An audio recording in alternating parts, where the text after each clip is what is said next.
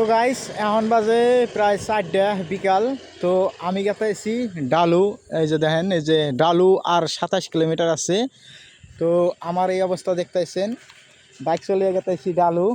তো আমার হাতে আরেকজন মানুষ আছে। এই দেখেন ওয়েদারটা দেখেন, একদম মজার ওয়েদার, আর জায়গাটাও খুব ভালো লাগছে, একদম ফাঁকা জায়গা। এই যে আমার হাতে দেখো, এই যে রিয়াজুদ্দি আছে, আর গাড়ে দেখো যে এটা কি।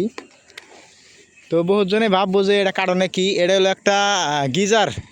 মানে এই যে মাইসে যে বাথরুমের মধ্যে যে গাও দোয়ার নিকে লাগায় ঠান্ডার দিনে গরম পানি বাড়াইব, তো ওই গিজার, এটা হ্যাভেলসের একটা গিজার 10 লিটারের।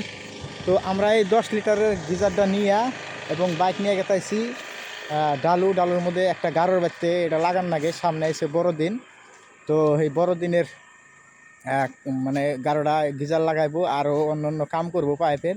তো আমরা সেই অন্য অন্য পাইপের কাম করা গেতাইছি আর গিজার লাগাবার গেতাইছি।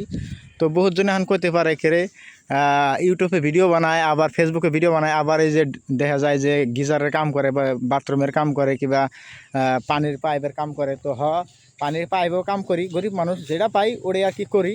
তো ডালু গেতাইছি প্রায় 2 ঘন্টার নাগাল গাড়ি চলিয়ে আইলাম, আর আধা ঘন্টা গেলে মোটামুটি প্রায় পামো। আর 27 কিলোমিটার আসি।